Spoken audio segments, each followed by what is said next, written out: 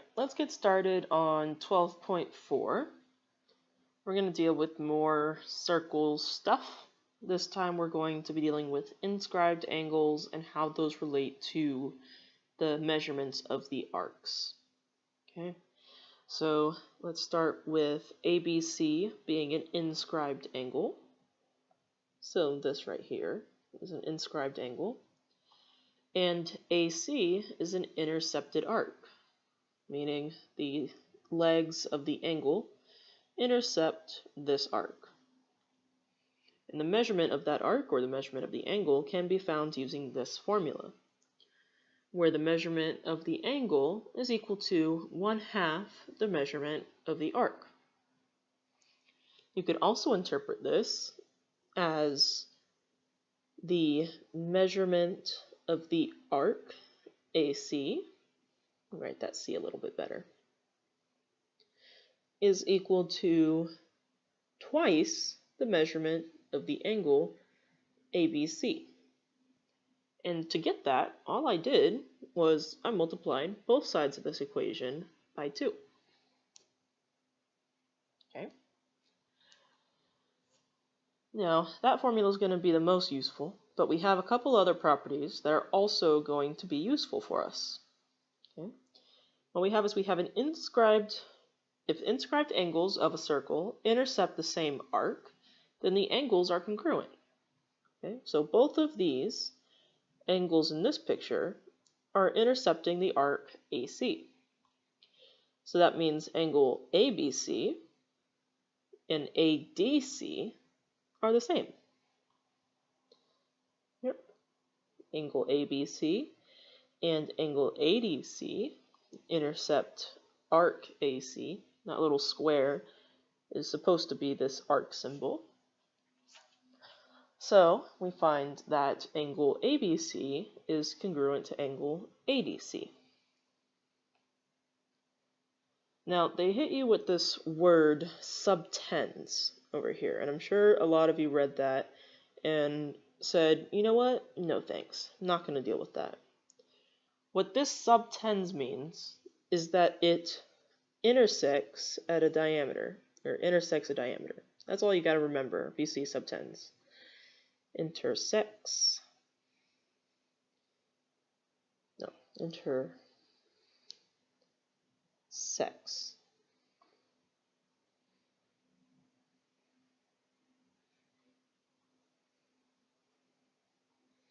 The diameter. And you might think, well, Ms. Brown, that doesn't make sense in the context of this problem. But all it's saying is that if the inscribed angle, this time it's talking about ACB, right? This angle, if it intersects a diameter, AB, like it is here, so that it forms a semicircle, right? Then the angle has to be a right angle. This will not happen for any other type of angle. It has to be a right angle.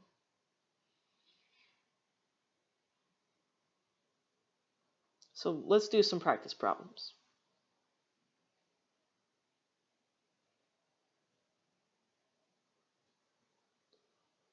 Here we can see that this 36 is for this angle LMP.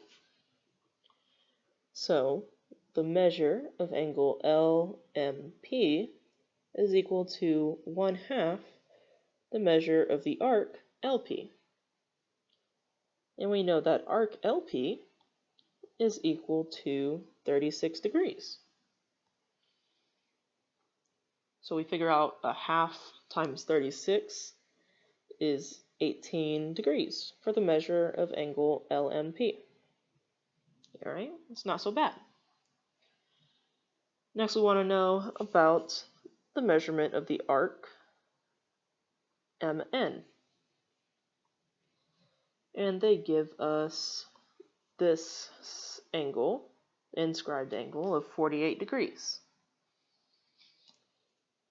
So we could set this up using the same angle formula, or we could set it up using the way that I told y'all up above, where the measure of the arc is equal to twice the measure of the angle. So the measure of the arc MN is equal to twice the measure of the angle MPN, which we know is 48 degrees. So the measure of arc MN is 96 degrees.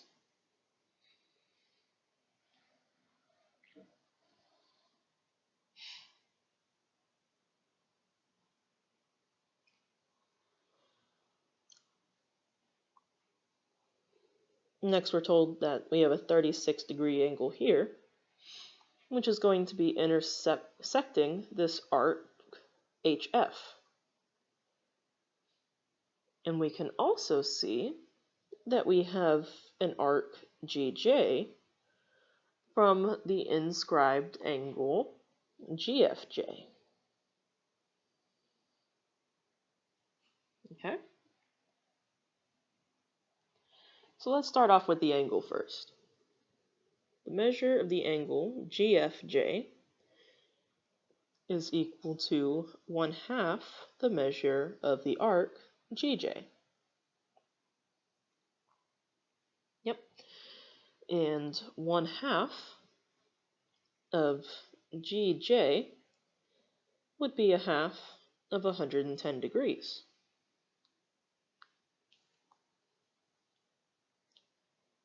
Which means we would be looking at 55 degrees for the measure of angle GFJ.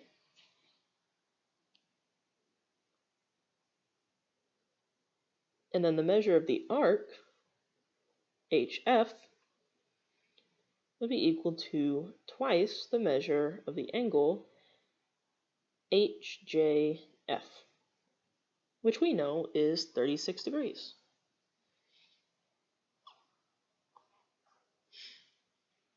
And 2 times 36 is 72 degrees for the measure of arc HF.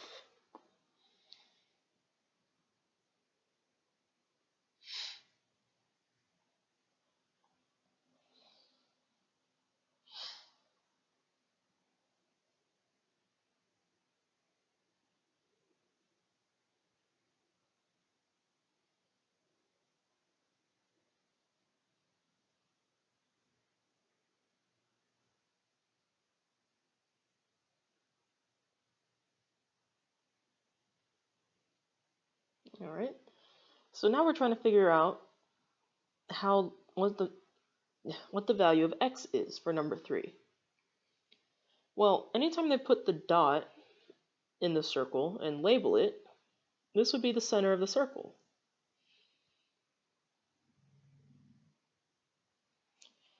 And since we see that we are going from the center of the circle to R, and the center of the circle to S, or from S to R through the center of the circle, that's the diameter. Okay? So RS is the diameter, which can only mean that this angle that's given to us as 5x plus 8 must be 90 degrees. So to figure out the value of x, we're going to do 5x plus 8 equals 90 degrees.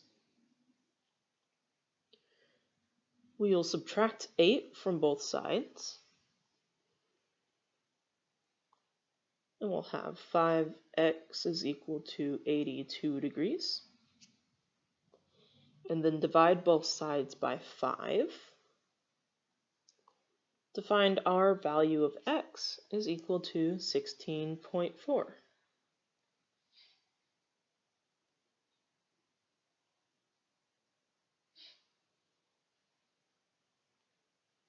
Now for number 4, this is a little bit tricky, but I'm going to see that I have 5z right here, which is formed by the leg HJ and FJ.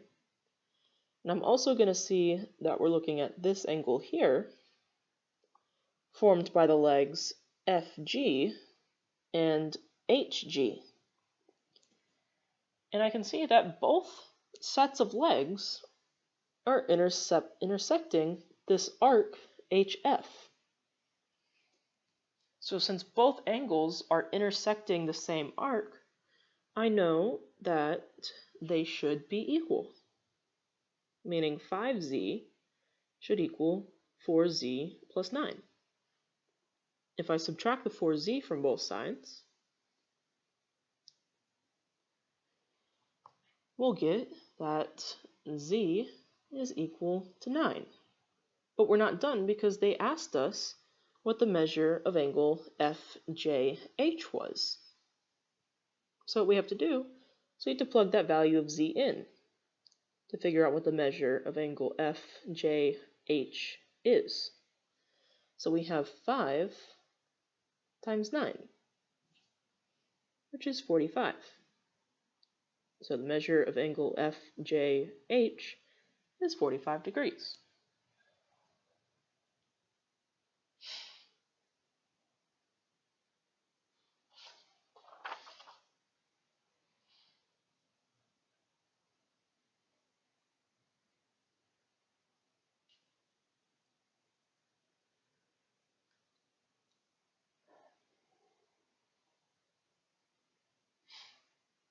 Now, this other side, we're talking about inscribed shapes. Okay. So if a quadrilateral is inscribed in the circle, then the opposite angles are supplementary. Meaning, if I look at angle A and angle C, and I add them together, those should be supplementary. So, if I do the measure of angle A plus the measure of angle C, I should get 180 degrees. Just like if I were to do the measure of angle B plus the measure of angle D, I should also get 180 degrees.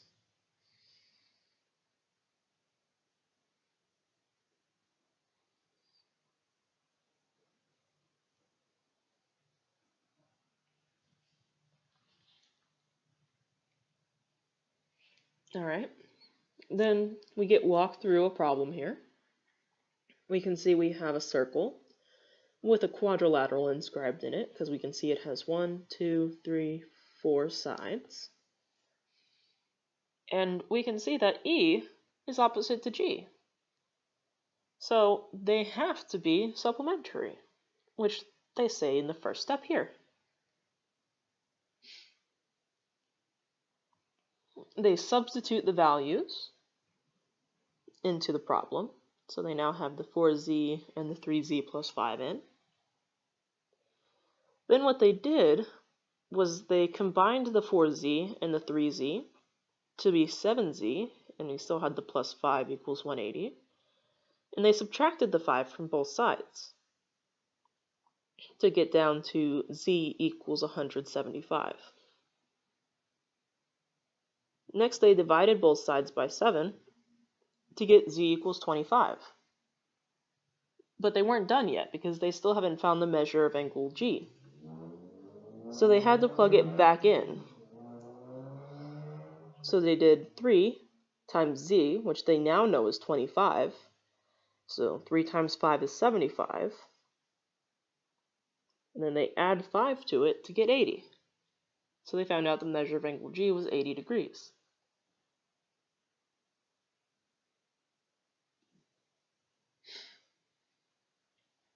So let's try some of our own. We want to find the angle measures of each quadrilateral. Meaning we're trying to find all of the angle measures for these quadrilaterals. For number 1, we have 7y opposite to 11y. So 7y plus 11y should equal 180. 7y plus 11y gives us 18y equals 180. Dividing both sides by 18, we get y is equal to 10. Now we have to plug it in for all of our angles. So the measure of angle R is equal to 7 times 10, which is 70. The measure of angle T, I could find one of two ways. I can just plug y into it, or I can do 180 minus 70. It's whichever you want to do. You're going to get to the same answer. For me, doing 11 times 10 isn't that difficult, so I'm going to do 11 times 10 to get 110 degrees. Then we need to find the measure of angle S, which they told us was 8y plus 8, but we know y is 10. So we do 8 times 10 plus 8. 8 times 10 is 80, plus 8 gives us 88 degrees. But that's only 3 of our 4 angles. We still need to find the measure of angle V. So this time, because they don't tell me anything about it using an expression, I'm going to do 180 minus 88 degrees, which will give me 92 degrees.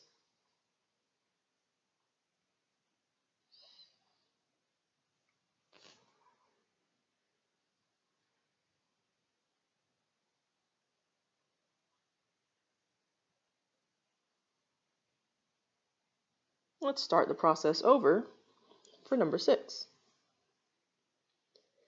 I can see that 10x is opposite to the 4x plus 12. So I'm going to do 10x plus 4x plus 12 is equal to 180 degrees. So I have 14x plus 12 is equal to 180 degrees.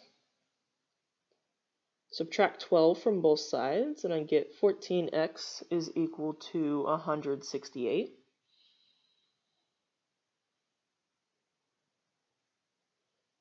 And then dividing both sides by 14, I get that x is equal to 12.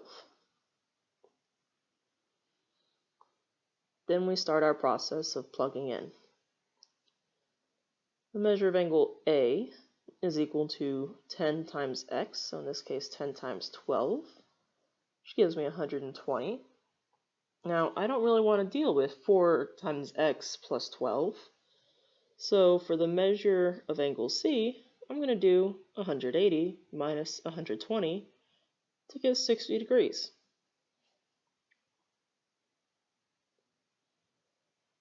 Then for the measure of angle B, I'm going to have to substitute in my value of x equals 12. So 6 times 12 plus 3. Well, 6 times 12 is 72, plus 3 gives me 75 degrees. And then for the measure of angle D, I'm going to have to do the 180 minus the 75, since they don't give me any expression for the measure of angle D. So 180 minus 75 leaves me with 105 degrees.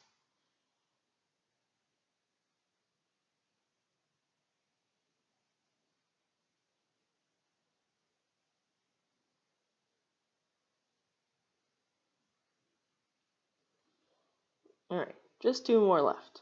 We can do it.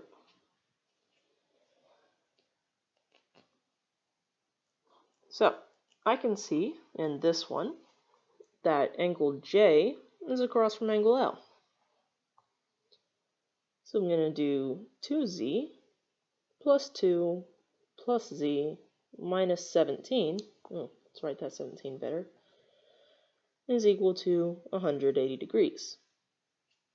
I'm going to combine my like terms on the left-hand side. And I'm going to combine the 2z and the plus z.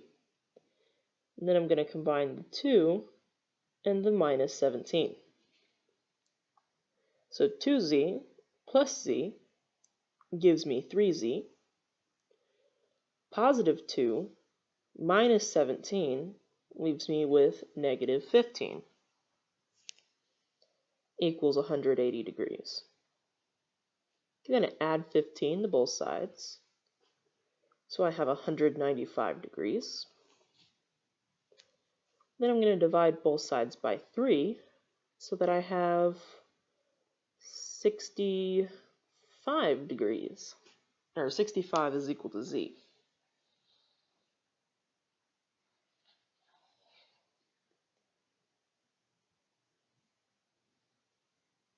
Alright. Now we have to start plugging in. So the measure of angle J is equal to 2 times z, which is 65, plus 2. Well, that's 65 times 2 is 130, and then add 2 to 130, you get 132 degrees for measure of angle J. Now for the measure of angle L, I think it's going to be easier to subtract from 180 to 132. So I'm going to do 180 minus 132 to get the measure of angle L as 48 degrees.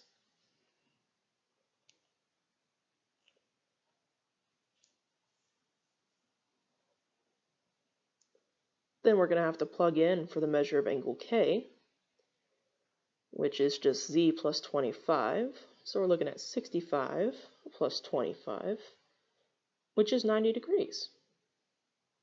Which means that the measure of angle M is also going to be 90 degrees, because 180 minus 90 is 90 degrees.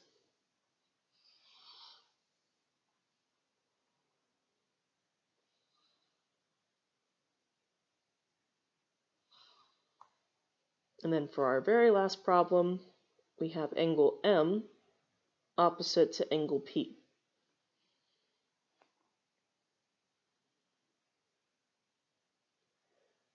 So our 4x plus 5 plus 3x plus 7 should equal 180.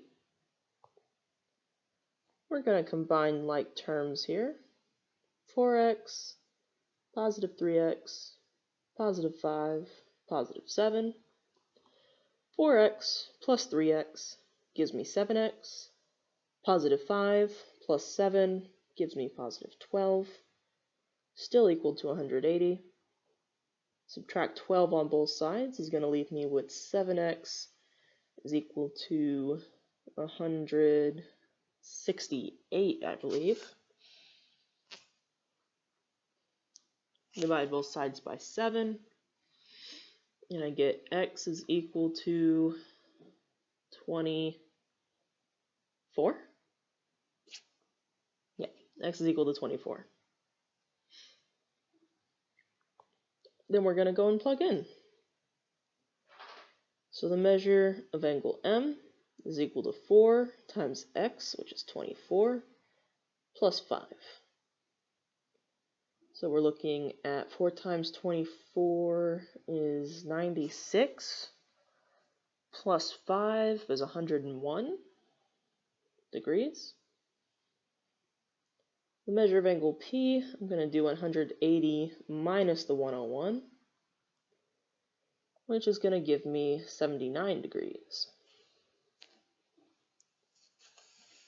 Then for the measure of angle N, we're going to do 4 times 24 again, except now we're going to subtract 10. So 96 minus 10 gives me 86 degrees for the measure of angle N. Then for the measure of angle Q, 180 minus 86 is 94 degrees.